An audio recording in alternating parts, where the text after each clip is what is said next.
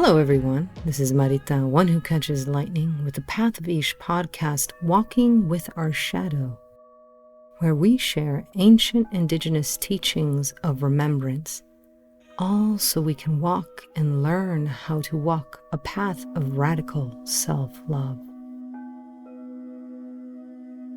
Hello, everyone.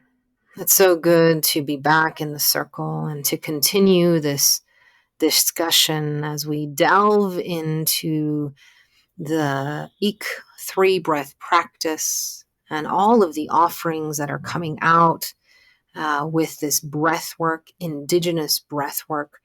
So today in the circle, we have Mixch, Aunty Mixch, as we call them, and they are earning the title, to kind of talk about their journey with Ik, their journey with the path of Ish, and their journey with breath. And let's just jump right in. Welcome back, Aunty Mixch. How are you? Thank you. Really happy to be back. I'm great. I'm really good. Just came back from Melbourne last week. Doing some beautiful things with 3 breath practice. So happy to be back to be able to do a little bit more here in lovely Tasmania, Australia. So let's talk about the evolution of the 3 breaths in your life. You know, I know everything's always changing, growing, evolving at the path of Ish as it adjusts, right? As we all adjust to the world and the energies that are actually available. Tell us a little bit about your own journey with Ik as a 3 breath practice, as an indigenous 3 breath practice, versus all the other stuff that you've seen out there and all the other stuff that you've participated in. How has it been different from you? And just kind of like give us a little story, if you could, so that people can kind of start to understand. There's so many. I'm sitting in my breath as I'm listening to you just bring this in, and it's a gift. It's a real gift for me to be able to sit with 3 breaths. When I first started this practice with you, Marita, I had gone way back because I start with the heart. This is my medicine, heart medicine, and I'd been missing something. There was something that wasn't quite there, and doing 3 breaths and understanding the 3 breath methodology of bringing all of my parts together really connected me back into not only feeling a lot more complete with my team, with my mind, with my body, with my essence, and rejoining myself in the heart. But it really brought my stories back. It allowed for me to sit in circle with myself, how we say in council fire with myself, and allow for all of the things that I had forgotten to come back in from my culture and my loss of language and my traditions and my folklore. So 3 breaths for me is not just taking 3 breaths in just a practice and beginning every day. It allows for me to regroup, to bring in all of myself, all of my team, all of my relationships that I walk with. It has become a deep, beautiful practice for me as I have evolved into it and have done it continually every day. It is very much that practice of living and breathing. So let's continue this discussion. That'll be edited out. The 3 breath practice, as you spoke about it, how you use it every day, and you've been using it every day for a few years, right? And the journey that it's taken you on. Yeah. Let's talk about the difference between slow medicine and kind of the fast medicine that a lot of people are using out there when it comes to any spiritual practices, the fast solutions, trying to do things with, using speed as a way to get through things versus using pauses. So what has been your journey with slow medicine versus fast medicine? Slow medicine, for me is like cooking. I love to cook. It's one of those things where it feels like when I sit in a slow medicine, it allows for me to feel into the ingredients of the pot, to let it simmer into me, to not be hungry and eat fast and try and devour it quickly. It allows for me to just digest and feel it go through me. So, you taste it at the very beginning, it goes through and down your throat, really warming you. And then you're digesting it really beautifully and easily as it comes through. So, um, that is what slow medicine is all about. It gives me opportunity to be able to just take it in and digest with ease. Now, since we're using cooking terminologies, would you say that fast medicine then does not allow you to digest? It doesn't, like, in other words, it doesn't become as much a part of you and nurture you over a longer period of time? Is that kind of the analogy that you're using? Yes, very much so. We're in a fast world. We want things quickly, and because of that, we're not taking the time to be able to, to enjoy what it is that is coming in. So, like with fast food, it is a very temporary measure. You're wanting something to satisfy you that is quick and easy. Indigenous practices and slow medicine are long lasting, and the more that you nurture yourself, you know how to nurture yourself a lot more. You feed yourself a lot better in those ways. You go to those beautiful foods and the ways that feel good in what feeds you. So it doesn't make it quick. It doesn't make it easy. Actually, it does not make it easy. You are taking a harder road, but it is a longer lasting practice for us. So, in other words, let's talk also about the image that I have is like of desperation, of the world being so frantic that people are desperate and they just want relief, right? So, how, when you want a quick relief because it's so hard, you can't tolerate what's going on. And there's a lot going on, right? Let's be honest. There's more going on in the world than has ever happened again. We are in different times, right? So if you're feeling the stress, if you're feeling extra, we are in these extra times. But we're here because we have the capacity. But that is a capacity that has to be almost trained, right? Mm, So let's talk a little bit about that and how fast medicine doesn't allow you to really build capacity to create really the change that you want. And not just change, but more of a coming home, right? I feel so much mm, that fast medicine is about, I just need to get through this.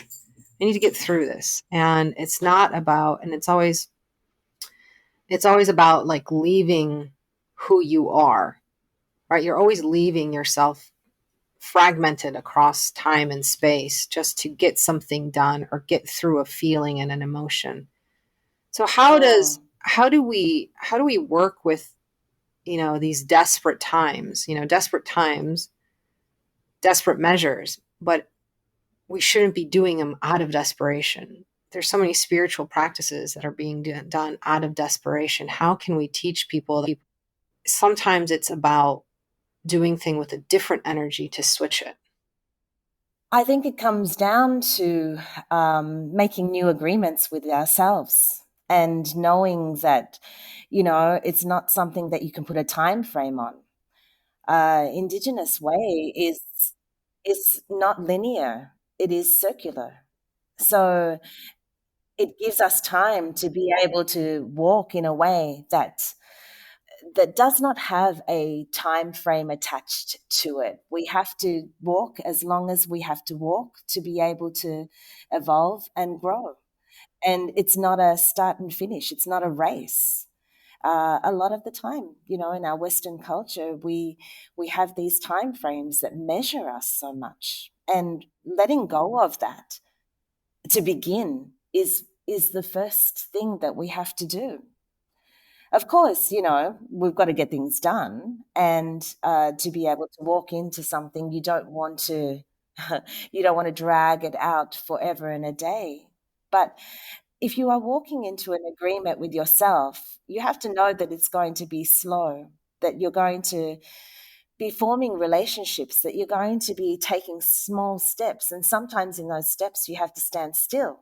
Sometimes you have to wait. Sometimes you have to digest a little more. Sometimes you even might have to step back.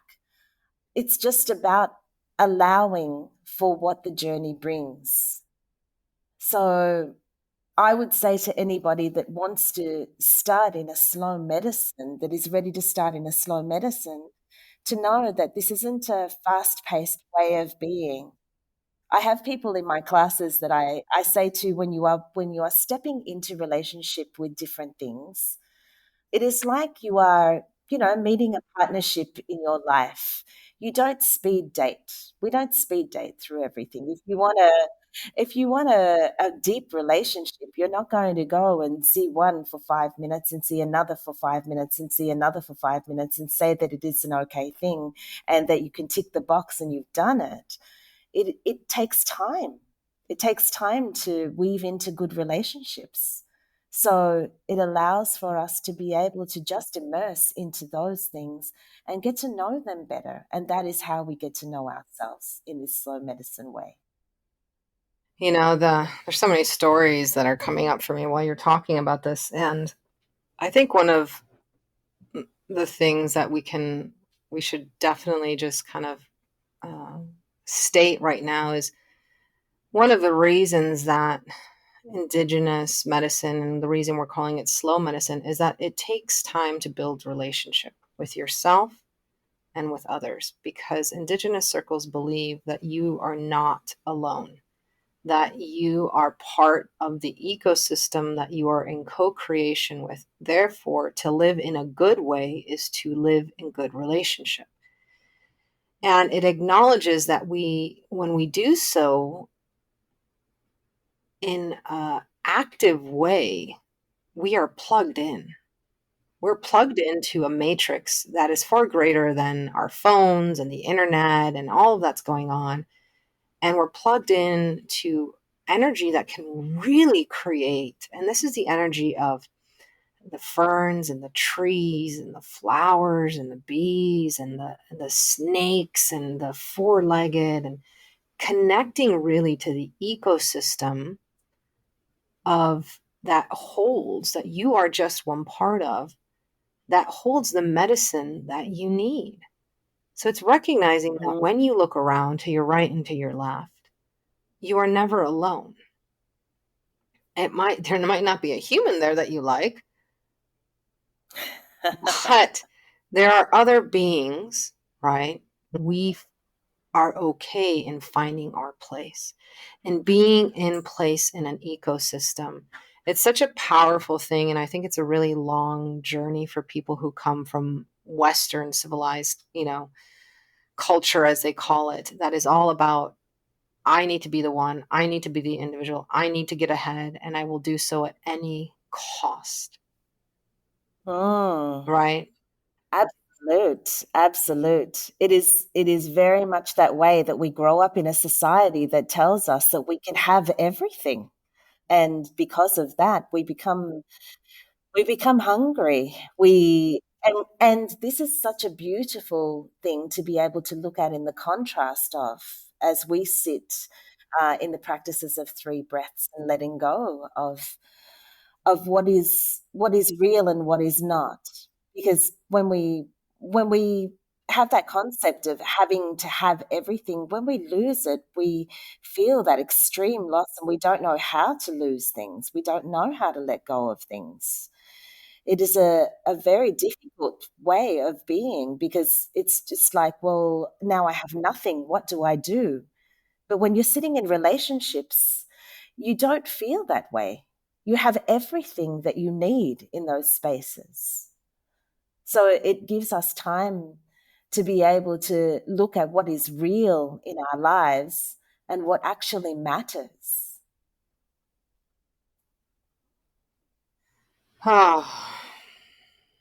So, as you've been on this journey of rediscovery, this spiritual journey of yours, right? Everyone thinks that it's a nice, easy thing, and then we kumbaya.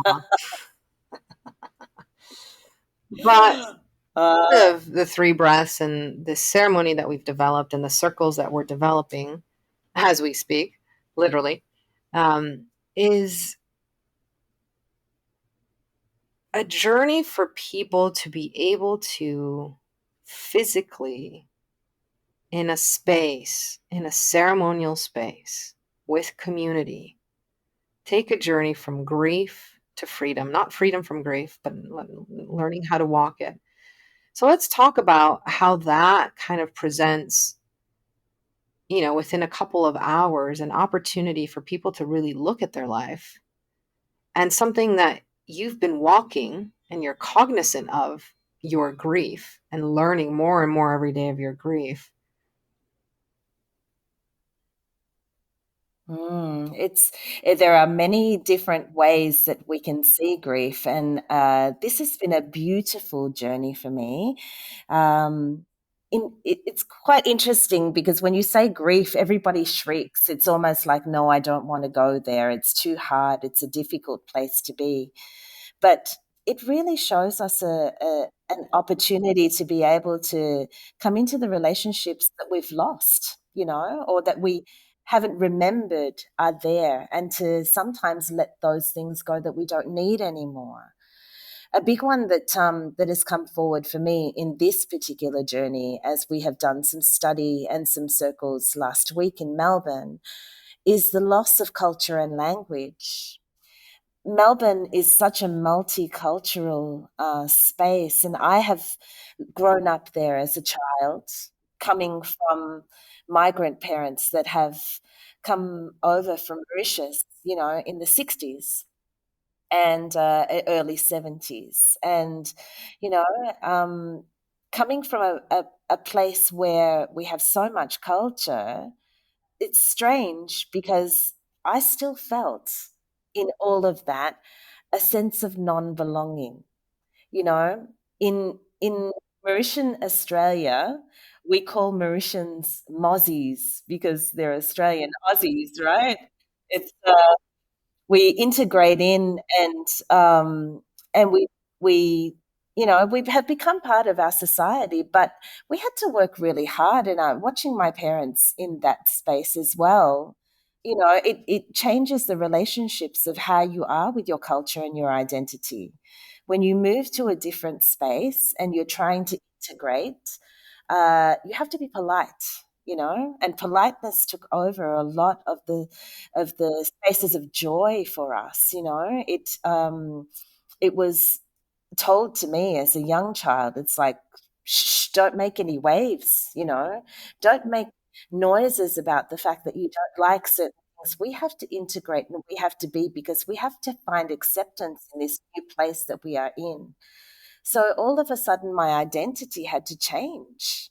And I started to forget a lot of the parts of my culture that were important to me, because I could see my Mauritian parents trying to become more Westernized and Australian, to integrate. And it was difficult. It was difficult to feel that, you know? As as much as you are learning different things, it's almost like a trade-off to be able to feel that you have to leave things behind to be able to accept the things and embrace the things in new places. So, yeah, it was hard. It was hard growing up like that. And it was only just because now my culture, my traditions, and my rituals are coming in very strongly in my relationships, and they're tapping on my door and saying, "Hey, You need to remember your Creole roots now. You need to remember the Sega dancing. You need to remember, how to play your ravan, your drum, your triangle, and your rattles, because there are stories in there that have to be kept alive. It's a very important thing to be able to recognize that. And it can very easily become diluted when we come into those places of integration that, really need for you and ask for you to forget yourself in order to feel the acceptance. And as you have been on this journey of grieving, which is also a journey of love and remembering, Mm. right? I kind of It, want a t-shirt, show me your grief so I know how much you love, because if you don't grieve, that everybody should wear that. Everybody should wear that. It is a very true and real statement,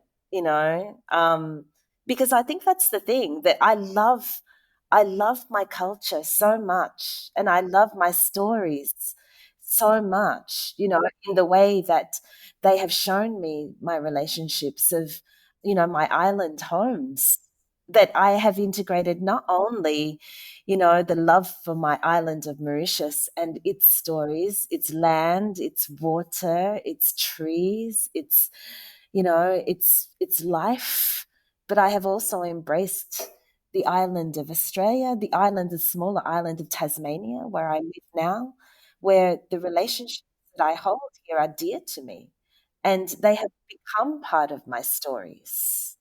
So it allows for the love in my heart to meet that grief and say, thank you. Thank you for holding this space, for showing me, for taking me to this place where I can just let go and just embrace all of the beautiful things and all of the difficult things too. But all of the love that sits in my heart sits there because I have these relationships in myself now that I'm starting to know better. as you're saying this and I can see it all, you and I have walked together for a long time, and I can, long, long time. And I can see though, when you're saying, your island of Mauritius, Australia, and Tasmania, I see you holding and weaving all of those. But there was a time that you thought that this path, meant you had to give up these things. And so Yeah. I feel that part of what you've let go of, and please correct me if I'm wrong, and what you've had to grieve is that Western society of there's only one way and the right way. Absolute. There is definitely not just one way. It feels very much that way, that, you know, we don't have to listen to the outside voice that speaks the loudest, and it does. It speaks very, very loudly in our Western culture to, do this, to be that, to fit in, to and to integrate. That word integrate for me has changed in its meaning so much from my journey of grief to freedom and love, because I choose to be where I am. I feel into the free will and the choice of who I am, and so therefore the hold of what sits on the outside does not, determine what it is that is the relationships on the inside of me. It allows me to be able to see what is around me, and I have a very, a better view. I have a 360 view of what is going on, and I am very aware of what is happening on the outside. But it is not the be all and end all way that I choose to be able to walk with, to sit with, to meet me every day. As I meet myself, I meet all of the things that I want to in my life, because I am choosing now. I am choosing the integration and the way that I want to be. Now you said something really important there, and it's something that we definitely You see it in the ceremony a lot, and we teach it at the level one training for facilitators, and it's free will and choice. So let's talk a little bit about that. I'm just going to let you be inspired by that terminology because I know it's been very, you've spoken about it a little bit, and I think there's a story there that the aunties want to tell us. Oh, they speak so loud, these aunties. I can hear Can you hear them. them? Free will and choice is there is a story, and it allows me to go back to the places of sugarcane fields and places where my ancestors were working very hard and did not have free will and choice. They were under the thumbs of, those who they had to work for in cane fields. And at the end of the day, when they were battered and broken and the chains on their feet were heavy, they would all walk back to where it was that they could rest, in a place that they could rest. But that congregation of relationship around fire and around food, big, big pots of food, bubbling. And the people, that came together in that community, my ancestors, had sat together and had created the Sega dance just by saying that they needed to be able to feel the rhythm, the harmonies, and the spirited self of the thank you for the day, So as they stoked their fires and they stirred their big pots with their big spoons. They would wave their bottoms, they would fan their skirts, they would play their drums, they would sing their songs. Even after a hard day's worth of work that felt like it was just so difficult, they would sing in celebration of knowing that they had made it through the day together, that they had the opportunity to know that there would be another sunrise tomorrow and that freedom would lay in that if they only made it to the next day and the next day. They had the hope and the joy and the love in their heart that even though they were grieving themselves every day, they had each other and they had the relationships that held them. The land was important, you know? And so that's how we celebrate. In Mauritian culture, our stories come from our songs. We feel the sweep of our feet, that comes from remembering how our feet have been in chains, but now we are not. And we are very lucky because of those ancestors have done what they have done to meet those sunrises every day with a smile and a heart, an openness in themselves to say, today will be a better day. That is the reason as to why I am here to tell stories today. So it allows for us to be able to know that the journey is very real and the healing is very beautiful when we allow for those relationships to guide us. Now, along this journey and this path, it sounds liberating and exciting. There has been other forms of grief.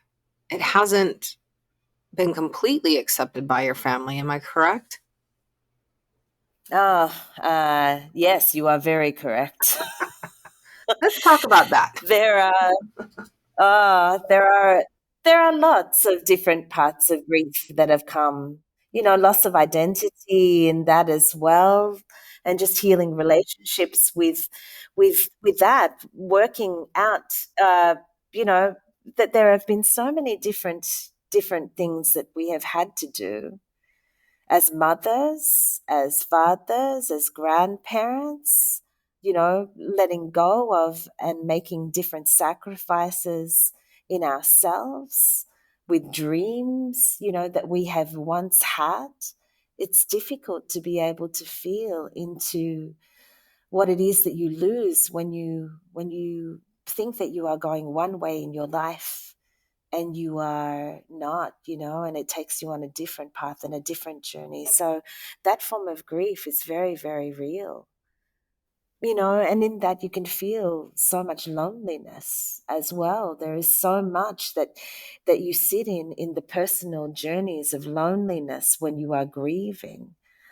That there is, you know, you meet yourself on such a different level there, where you feel sometimes that nobody understands you. And then again, that's where that sense of belonging or not belonging can also come in. You can be surrounded by so many people and yet feel so alone in places. And it's such a difficult thing to be able to know how to go about that, how to deal with that, how to understand that. We lose people along the way in our relationships. And that's a very different thing as well, to be able to feel the transformation of relationships and how people come in and come out of our lives. And we grieve that all the time.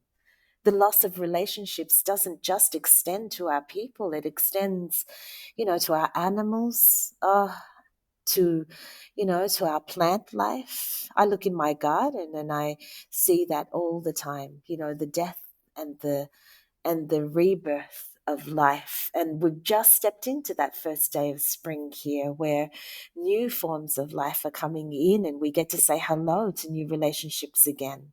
So there are so many different ways that we can actually feel into grief, feel into loss, but feel into love in that respect when it comes to the relationships that we hold. And all of them are beautiful.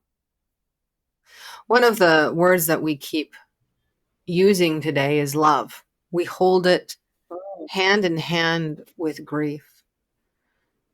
So let's just talk a little Mm. bit about, as you said, no one wants to talk about grief. No one wants to go to a ceremony about grief, right? But this ceremony really is about love. So why should people come to these eek ceremonies? Why should they come to the circles that will be available next year? And Why shouldn't they? you and I like to jump I off have cliffs, though, but we got a little bit more than faith. I am very, very blessed in the position that I am in, where I sit in the circle and I see so much transformation with people. It is very much a leap into transforming and a leap into, coming into that place of love. It's making space for yourself, to be able to meet something that is of equal value or greater, than what you have had before is such a beautiful thing. So to let go and to make room for that, it's such a gift to yourself. Why do we hold on to things that we no longer need? Why do we sit like a pack horse, and put rocks in our pockets and walk up mountains? We have a terrible tendency of wanting to do that all the time. And I think it's because it is something that has been learned and ingrained in us from those who have come before us, because they have not known how to release that grief. We have opportunity in this place and this time to be able to walk in a way where we can be expansive. We can allow for ourselves to be able to do and be so much more. And it's not about us taking and being hungry. It's about us allowing for those things to come in and meet us in a way that will change not only ourselves, but everyone around us. I am a big believer of feeling into the overflow. You don't take from your own reserves and give to everybody else. We fill our cups up to the brim, and everything that spills over to everything that sits around us. And that is the work that we are doing here. So if everybody did that, my goodness, how amazing would it be to be able to feel into the fact that we're all joining together in that place of giving, and receiving at the same time. It is such a beautiful place when you come from a place of love. And you don't even have to try. You just have to be. That's the secret with this is that we are told so much that we have to do, and we have to create, and we have to be these things, and we have to go there, and we have to fill our cups, and we have to tick all the boxes. Just be. Just be with the relationships that you are with. Just let go of the things that you don't need, and just create that room for yourself. You can do that in the stillness, and you are doing so much. You are doing so much. So yes, that's why we come to Ik ceremony, because you don't do anything in this ceremony. You allow. So, help culture, right? Again, the individual is king. What do circles, right? Indigenous circles allow us to step into? And how do they allow and hold a space for healing that is far greater than any self help book or any even individual practice? Or even, a lot of people, Westerners, teach Indigenous things. That's a whole nother conversation. But how is this circle, being that it's Indigenous, held by Indigenous, having some very traditional protocol in it? How Mm. is that so different? How can that help people? How is that different than, oh, I'm just going to go have a cacao circle or a chat or something like that, or go to my sound ceremony, because now they're being called ceremonies. What's different when you step into that indigenous circle? Indigenous circles, well, they're circles for a start. As I mentioned before, it's Western culture is a very start to finish, very linear way of being. It's I gave the example at the last ceremony that we had, about sitting in circle and being able to see everybody. It's a place where you can witness all spaces, where you can see each other, where you can sit in the reflections of all of those who are witnessing you and that you are witnessing. So it allows for us to be able to feel into that flow, into that transformation, and know that each one of us is valid in that space. Each one of us that is stepping in and making agreements with ourselves and have decided to step inwards into the circle and take their place is recognized in that place, to be able to say, I am here because I am here of my own free will and choice. Nobody is making me sit in this circle. I can leave at any time if I do not want to be here. Indigenous circles that way all the way through. And you will find with Ik ceremony, especially as you go through the different parts of Ik ceremony, you will be asked at every interval, are you still wanting to be here? Are you ready to be here? Are you wanting to progress? Are you wanting to move forward to this place? Are you ready to come of your own free will and choice? It is something that we do because we are accountable for ourselves always. In Indigenous circles, it is that way that you bring yourself with accountability and responsibility, because it is something that is life changing for you. And you, as you are walking into that different way of being, are therefore helping and assisting and changing and transforming the things that sit around you. We don't force anything in Indigenous circles. And I know, Marita, when I first started to study with you, the thing that always stays in my mind is you are stepping over the threshold here. You cannot go back. So allow for yourself to know that when you are taking those steps forward, you take those steps forward with accountability and responsibility in your heart, because we are all accountable and responsible for this world and for the relationships that are formed here, every one of us. So that is what it is to be in Indigenous circles. It is not light, it is not It is not something that is easy. It is a very big step, but it is a very beautiful, life changing step.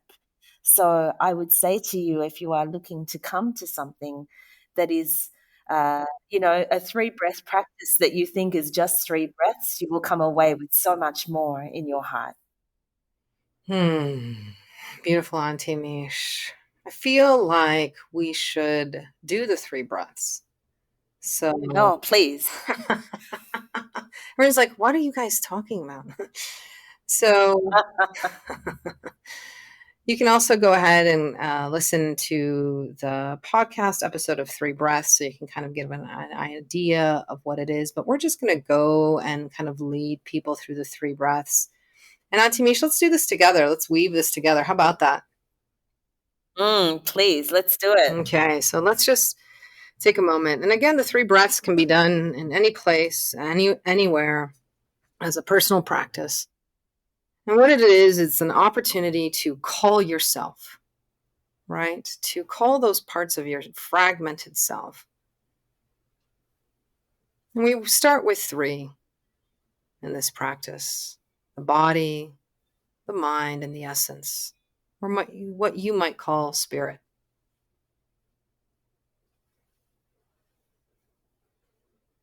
And we call them to this present moment, to be here now with us. We live very complicated lives, and many times we're trying to accomplish a lot of things, but our parts are fragmented. Sometimes they don't even get along. Sometimes they don't even speak the same language. Sometimes they don't even speak to you. So, 3 breaths is the beginning of, one might say, a love story, an opportunity to breathe healing and love back into a relationship with yourself. Not because you are an individual and better, but because you are remembering that because you were created, you have value. You don't need to go out there and earn it like the Western world tells you. And so by recognizing that, by letting go of yourself, of not being enough, you call yourself to be accountable in the present moment of who you are and what you've created. And there you learn who you are, what your medicine is, and how you are part of the greater whole. So let us begin. Auntie Mish, why don't you lead us through the first breath? Let's close down our eyes or lower our gaze in this space and time as we take a beautiful deep breath in and out through the nose. We're calling our mind into this time and into this place.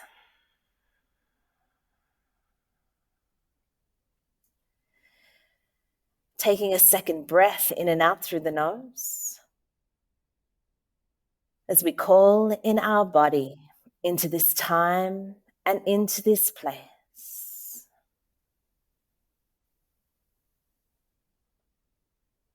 And taking one last breath in and out through the nose as we call our essence into this time and into this place.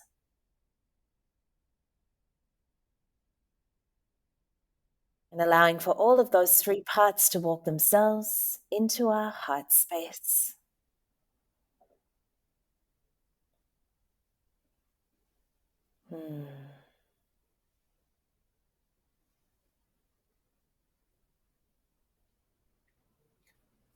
It is when we are fully present with ourselves and accountable that we can start making decisions of how and who we want to be. And that's when we can truly welcome deep relationship. So as you allow yourself there and with your 3 parts in your heart space,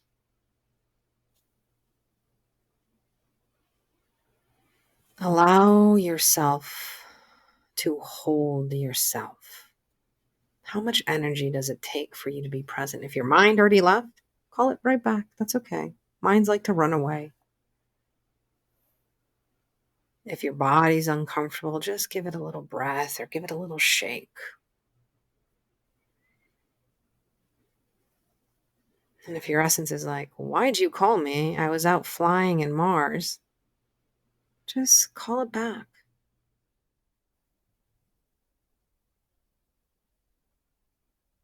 And do so with kindness, gentleness, and compassion.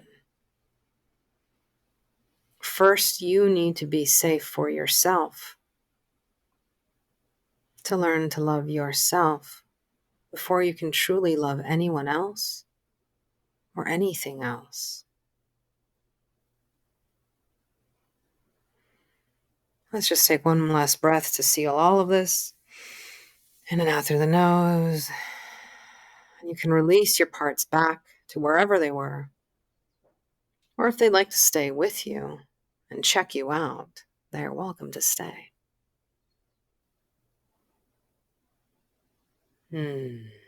Beautiful. How are you feeling, Aunty Mixch?